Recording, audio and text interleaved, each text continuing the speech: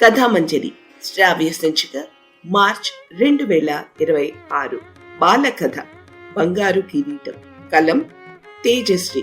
గళం లలిత గోవిందరాజు. ఒక అడవికి రాజు సింహం. దానికి పొగడ్తలంటే చాలా ఇష్టం. సింహాన్ని పొగిడితే చాలు, ఎంత కోపంలో ఉన్నా వెంటనే చల్లపడేది. ఒక నక్క రత్నాలతో పొదగబడిన బంగారు కిరీటాన్ని తీసుకుని సింహం దగ్గరికి వచ్చింది. ప్రభు, మీ అంత అందగాడు, బలవంతుడు, తెలివి గలవాడు, ధైర్యశాలి, దయామయుడు ఈ చుట్టుపక్కల అడవుల్లో ఎక్కడా లేరని విని పక్క అడవి నుంచి ఇక్కడికి వచ్చాను. నాకు మీ కాళ్ల దగ్గర ఇంత చోటు ఇస్తే మీ సేవకుడిగా ఇక్కడే పడి ఉంటాను అంది నక్క. పొగడ్తలకు లొంగిపోయిన సింహం నక్క బుట్టలో పడి వెంటనే అంగీకరించింది. సింహం తినగా మిగిలిన ఆహారం తింటూ కాలక్షేపం చేయొచ్చని సంబరపడిపోయింది నక్క. మృగరాజు శిరస్సుపై బంగారు కిరీటాన్ని అలంకరిస్తూ, ప్రభు, దీన్ని మా పులిరాజు కోసం చేయించాను. కానీ ఈ కిరీటం మీ శిరస్సు మీద ఉంటే ఈ కిరీటానికే అందం. అందుకే దీన్ని మీకు బహుకరిస్తున్నాను, స్వీకరించండి అంది. పక్కనే నీటిలో ఉన్న ప్రతిబింబంను చూసుకుని కిరీటంతో తన అందాన్ని చూసుకుని మురిసిపోయింది సింహం.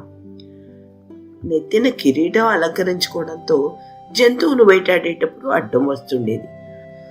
పక్క అడవి నుంచి వచ్చిన నక్క సింహాన్ని పొగిడి సులువుగా తమ పరివారంలో చేరడం గమనించాయి అడవి జీవులు. తాము కూడా సింహం బలహీనత మీద కొట్టి తప్పించుకోవచ్చని గ్రహించాయి. ఒకరోజు మృగరాజు జింకను పరిగెత్తించి వేటాడసాగింది. జింక పరిగెత్తి అలసిపోయి, ప్రభు, మీ నెత్తిన కిరీటం ఎంతో దేవుడిలాగా కనిపిస్తున్నారు అంది. దాంతో తబ్బిబ్బైపోయిన సింహం అడవి దున్నను అక్కడే వదిలేసి వెళ్లిపోయింది. ఇలా ఏ జంతువు పొగిడినా దాన్ని చంపకుండా వదిలేయడంతో నక్కకు ఆహారం దొరకడం కష్టమైంది.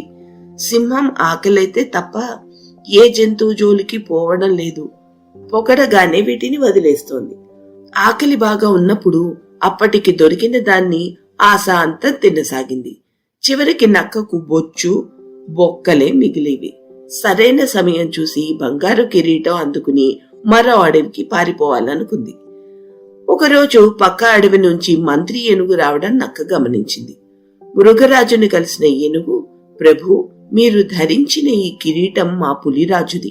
మా అడవిలో నక్క అనేక మోసాలు, దొంగతనాలు చేయడం వలన పులిరాజు దాన్ని అడవి నుంచి బహిష్కరించాడు. అది వెళ్తూ వెళ్తూ మా పులిరాజు కిరీటాన్ని దొంగలించి పారిపోయింది. ఆ కిరీటం మీ వద్ద ఉన్నదని తెలిసి ఇక్కడికి వచ్చాను అంది ఏనుగు. ఆ మాటలకు మృగరాజు సింహం ఆశ్చర్యపోయింది. దొంగ సొమ్ము నెత్తిన పెట్టి దొంగను చేసిన నక్క కోసం వెతికించాడు మృగరాజు. కాని అప్పటికే అడవిని వదిలి మరో అడవి దిక్కుకు పరుగు తీసింది. మిత్రమా, నన్ను క్షమించు. కొత్తగా వచ్చిన నక్క గురించి ముందు వెనక విచారించకుండా చేరదేయడమే కాకుండా కానుకను స్వీకరించడం నా తప్పే అంటూ కిరీటాన్ని ఏనుగుకు తిరిగి ఇచ్చేసింది సింహం. మనల్ని ఎప్పుడు పొగిడే వారిపై ఓ కన్నేసి ఉంచాలి, లేకుంటే ఇబ్బందుల్లో పడే ప్రమాదం ఉందని గ్రహించి పొగడ్తలకు పొంగిపోవడం మానేసింది సింహం. కథామంజరి శ్రావ్య సంచిక మార్చ్ 2026. బాలకథ బంగారు కిరీటం. కలం తేజశ్రీ. గళం లలిత గోవిందరాజు.